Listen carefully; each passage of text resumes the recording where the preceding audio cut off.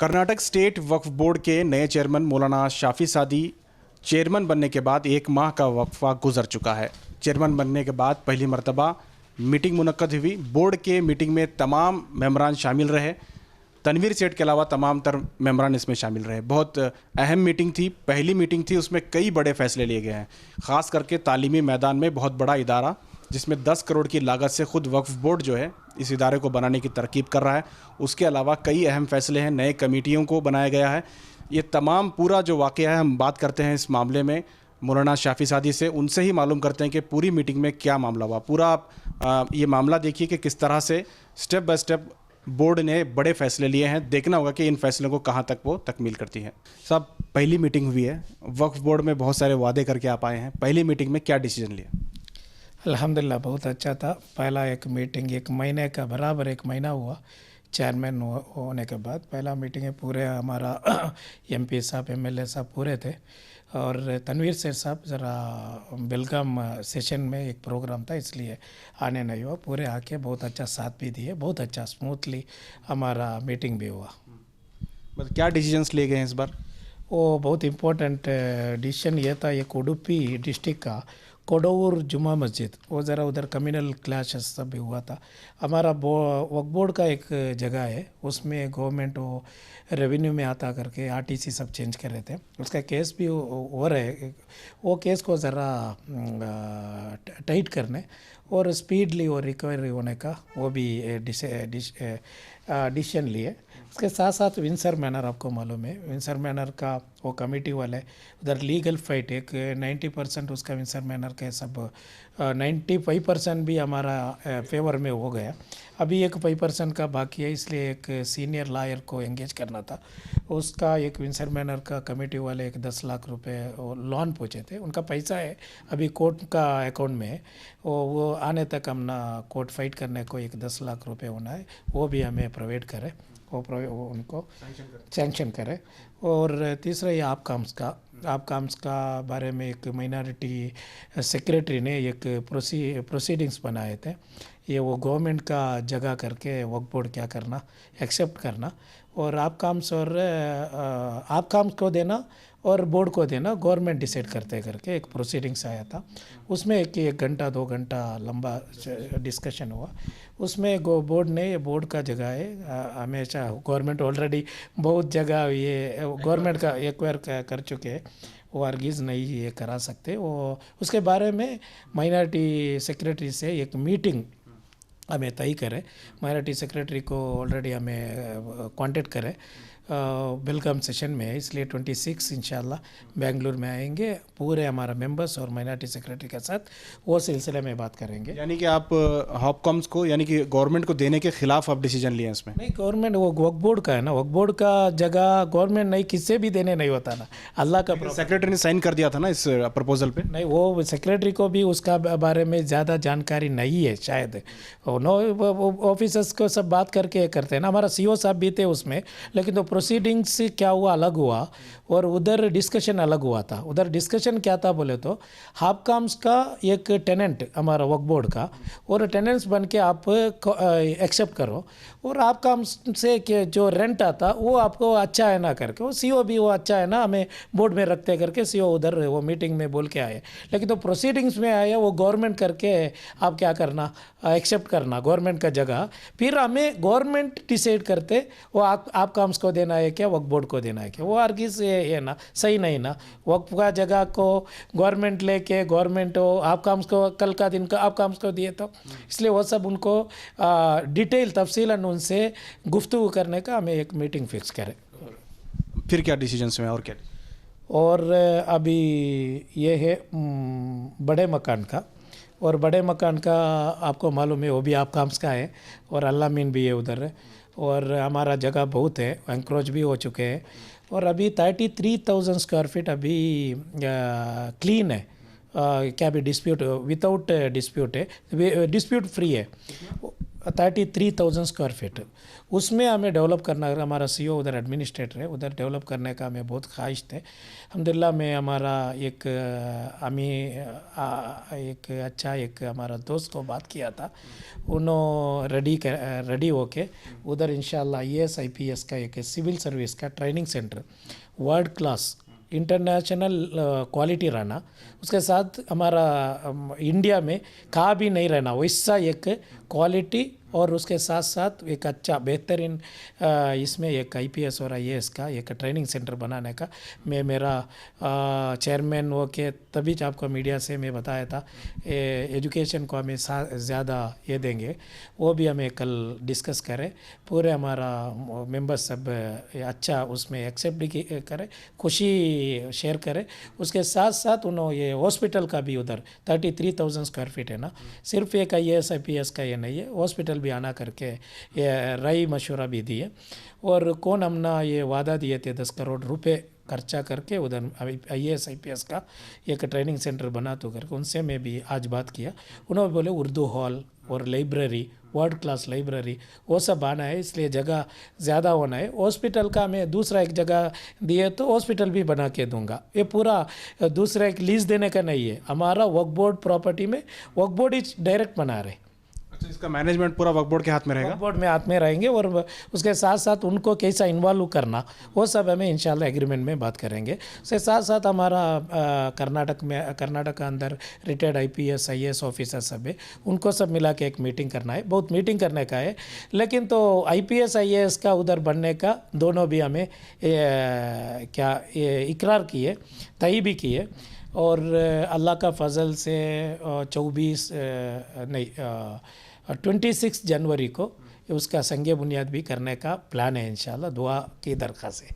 हमें बोले थे एक तालीम का मैदान में हमारा मेन प्रियोरिटी वही है करके, अल्हम्दुलिल्लाह मैं तुमकुर गया था, उधर 14 एकड़ जगह हमारा मदरसा का प्रॉपर्टी है, उधर भी इंशाल्लाह एक अच्छा एक एजुकेशन एक हब बनाने का, पूरे तुमकुर का शहर तुमकुर का मुसलमानों को एक अच्छा क्वालिटी एजुकेशन है, हायर एजुकेशन मिलने का एक मौका होना ही है।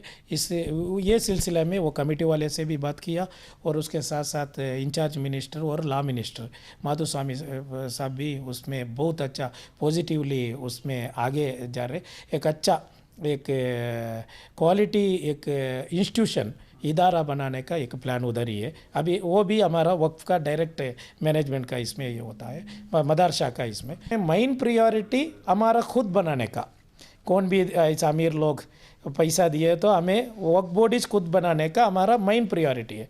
कुछ जगह हर एक जगह में भी हमें पैसा इन्वेस्ट करने नहीं होता, उधर भी क्या हमें खुद बनाने का भी गवर्नमेंट का, सेंट्रल गवर्नमेंट का और गवर्नमेंट का सब फंड लेंगे हमें।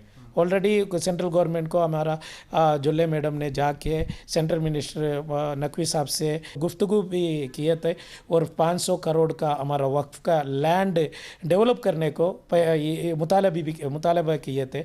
मैं रईस आला से हमारा वज़ीर आला से मैं भी मुतालबा किया था 300 करोड़ देना है करके, वो भी पैसा इंशाल्लाह हमें इसमें यूज़ करेंगे।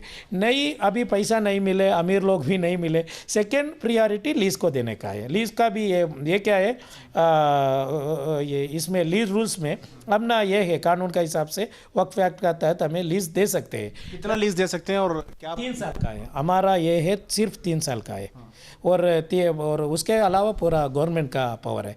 हमारा वक्फ बोर्ड का सिर्फ 3 साल का है, हमें लीज़ देंगे इंशाल्लाह। गवर्नमेंट से दिलाने के लिए क्या 30 साल की लीज़ मुमकिन है? गवर्नमेंट को 30 साल दे सकते हैं। तो अभी तक सर आप जब से मेंबर बने हैं वक्फ बोर्ड के, अब तक कितने लोगों को 30 साल का लीज़ दिया गया? नहीं, कौन सा भी लीज़ नहीं हो चुका है हम ना, इसलिए हमें क्या होता बोले तो हमारा प्रॉपर्टी सब कब्जा हो रहे, इसलिए डेवलप होना बोले तो लीज़ को देना ही है। वो लीज़ को देने से पहला हमें बन सकते हैं क्या, वो मेन प्रियोरिटी है। अभी अल्लाह मीन का आपको मालूम है, और अल्लाह मीन में क्या है बोले तो हमारा जगह है और लीज़ को दिए, अभी तो वक्फ बोर्ड का क्या भी इन्वॉल्वमेंट नहीं है उसमें। और हमारा ये था अल्लाह मीन में 25% हमारा मुसलमानों को फ्री देना करके, लेकिन तो सुभान शरीफ साहब परसों आए थे, उन्होंने बोले 50% मुसलमानों गरीब बच्चों को हमें फ्री दे रहे, वो तो खुशी की बात है। मुझे कहाँ तक इत्तला है, मुझे मेरा इंफॉर्मेशन क्या है उधर क्या भी मुसलमानों को क्या भी मदद नहीं हो रहा है करके, इसलिए बीजापुर अल्लामीन मेडिकल कॉलेज है और हमारा अल्लामीन है, उसमें सब अगर 25% उन्होंने दे रहे, वो 50% उन्होंने दे रहे करके ओरली बोल को है, मैं डॉक्यूमेंट्स के साथ एक मीटिंग करना करके बोल के उन्होंने रेडी हो को है। बीजापुर अल-अमीन वक्फ में है?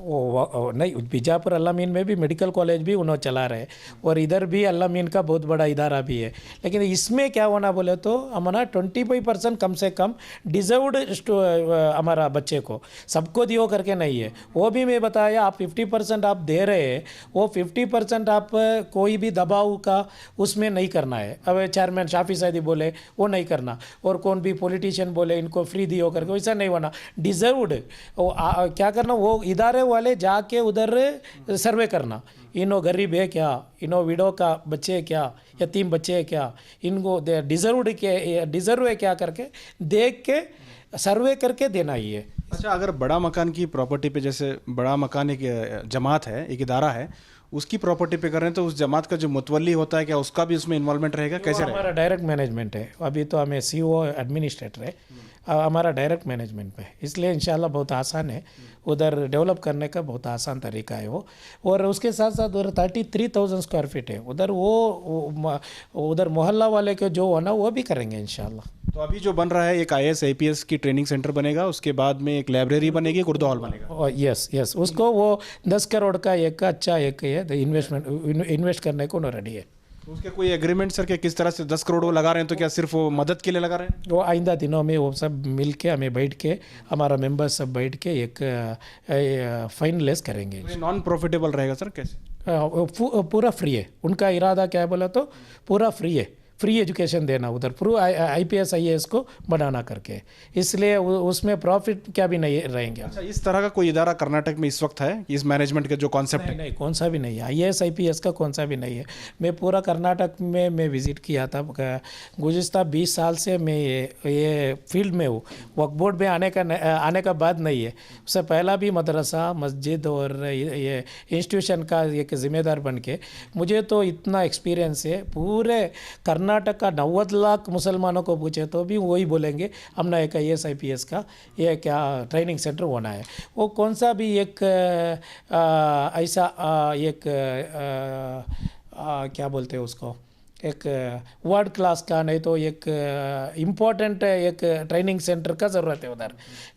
एक ऐसा एक ट्रेनिंग के सेंटर बनाए कौन भी आए वैसा नहीं है, एक पूरे हिंदुस्तान का मुसलमान बच्चे पढ़ने का एक मौका रहना उधर, और वर्ल्ड क्लास रहना, क्वालिटी रहना, वैसा एक ये तो 10 करोड़ उन्होंने इन्वेस्ट करने को रेडी हुआ।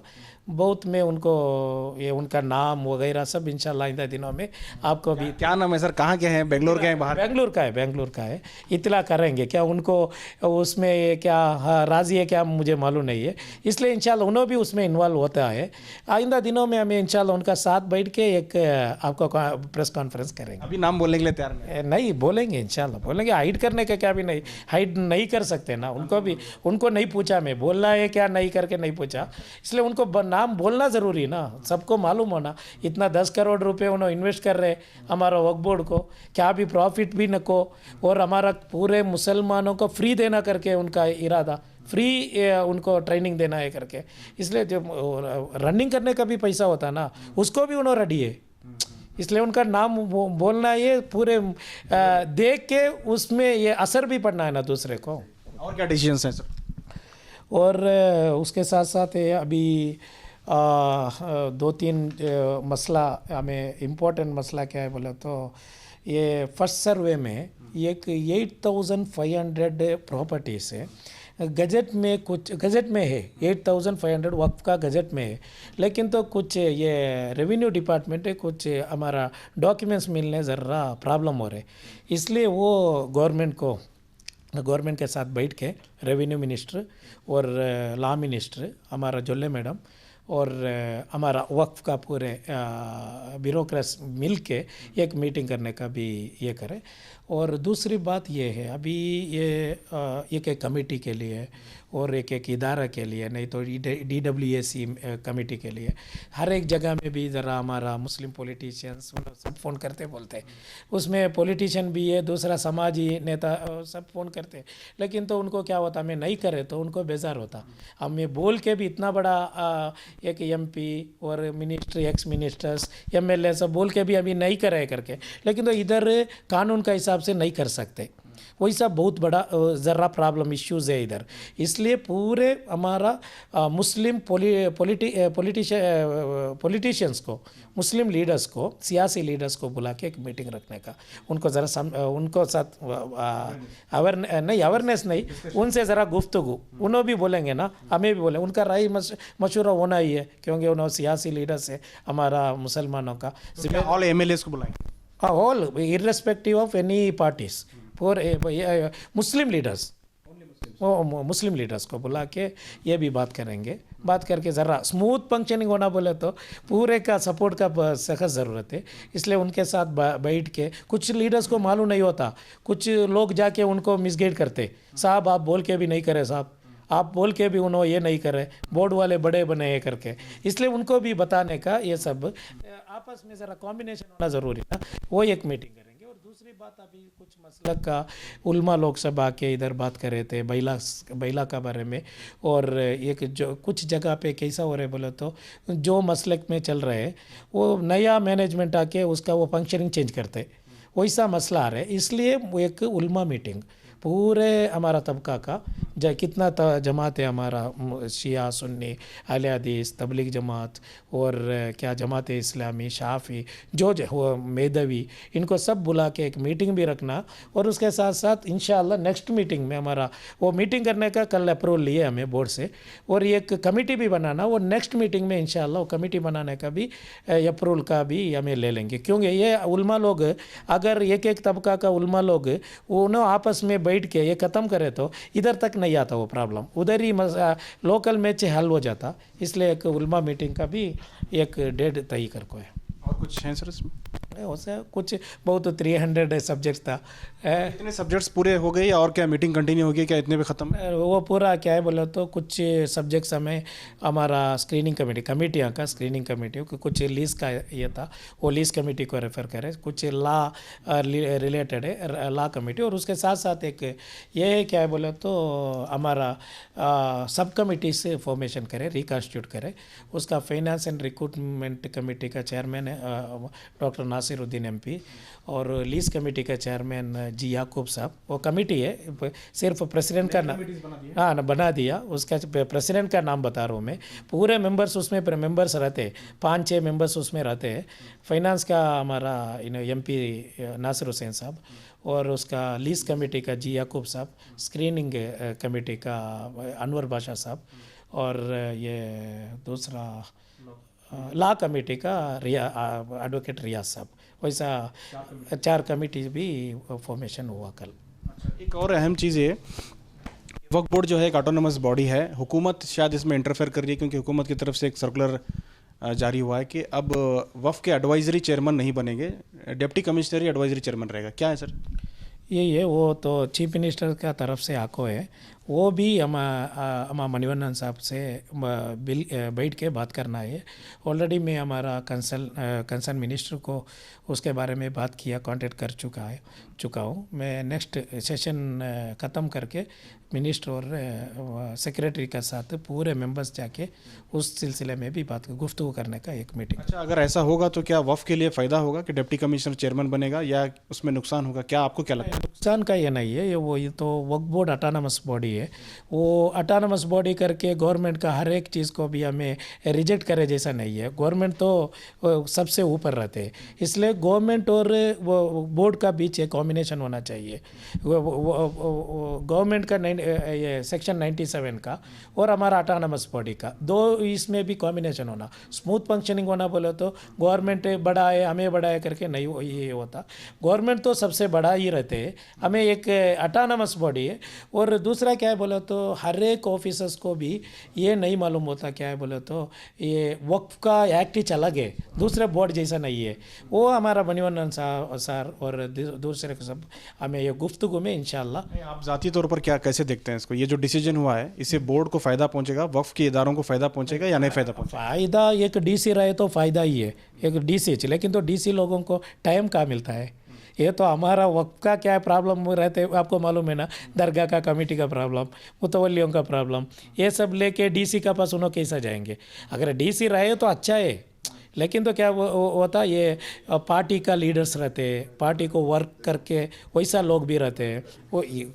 कौन सा भी पार्टी में बता रहा हूँ, irrespective of any parties, ruling party का कुछ लोगों को ये रहते हैं, उनको सब एक मौका था क्या DWSC में चेयरमैन बने तो वो मौका भी ज़रा प्रॉब्लम हो जाता। और क्या उसमें वाइस प्रेसिडेंट का रोल जो है प्रेसिडेंट का नहीं रहता, जैसे प्रेसिडेंट है वो वाइस प्रेसिडेंट हो जाएगा? ऐसा है वो अभी ऑर्डर तो ऐसा है, चेयरमैन डीसी बनेंगे और वाइस प्रेसिडेंट और कौन कमिटी सब दूसरा रहेंगे करके, वो भी इंशाल्लाह क्या है उसमें भी ये टकाफ और क्या भी नहीं है, गवर्नमेंट के साथ बैठ के इंशाल्लाह स्मूथली वो हल करेंगे हमें इंशाल्लाह। ओके नहीं, बहुत शुक्रिया। ये थे शाफी सादी साहब, चेयरमैन बने इनके 1 माह गुजर चुके हैं और 1 माह के आखिरी वक्त में जो है मीटिंग हुई। मीटिंग में बहुत सारे फैसले हुए हैं, बहुत अहम फैसले हमें सुनने को मिले हैं। ख़ास करके तालीमी मैदान में बहुत बड़ा फैसला ये है कि 10 करोड़ रुपए की लागत से इदारे में एक ऐसा इदारा बनाया जा रहा है जिसमें IAS और IPS की ट्रेनिंग दी जाएगी और साथ ही साथ उर्दू हॉल और लाइब्रेरी भी बनाई जाएगी। और इनका कहना है कि ये इंटरनेशनल लेवल का इदारा बनेगा और ख़ास बात यह है कि ये प्रॉपर्टी लीज पर नहीं दी जाएगी, बल्कि इसमें जो कमेटी है, जो इस वक्त एडमिनिस्ट्रेटर CEO हैं, इसके डायरेक्ट मैनेजमेंट में है, इसी इदारे के तहत ही ये चलाया जाएगा। इसके ये पहली मर्तबा ये नए अंदाज में बनाया जा रहा है। देखते हैं कि आने वाले दिनों में इसके किस तरह से एग्रीमेंट होते हैं, इसकी अपडेट भी हम आपको देंगे। फिलहाल जो है इसके अलावा भी बहुत सारे डिसीजंस लिए हैं। गवर्नमेंट के डिसीजन को भी मौलाना शाफी सादी ने जो है मीटिंग करके गवर्नमेंट ऑफिशियल्स को वक्फ का जो ऑटोनमस बॉडी है उसके और गवर्नमेंट के बीच में जो एक तालमेल होना चाहिए उस पर भी बात करने की बात कही। उसके अलावा कई अहम फैसले लिए गए हैं। मसले की ताल्लुक से भी उन्होंने कहा है कि बहुत सारे मीटिंग्स अलग अलग सेक्टर में लिए जाएंगे, सियासी लीडरान को भी बुलाएंगे। बहुत सारे ऐसे डिसीजंस इस मरतबा मीटिंग में लिए हैं। हालांकि 300 से ज़ायद मामला थे मीटिंग में एजेंडे में, उन तमाम मामलात को अलग अलग कमेटियों में दिया गया और कमेटी भी बनाई गई है। 4 अलग अलग कमेटियों के नए चेयरमैन भी बनाए गए हैं। कैमरा पर्सन समीर के साथ शाहिद काजी, बेंगलुरु।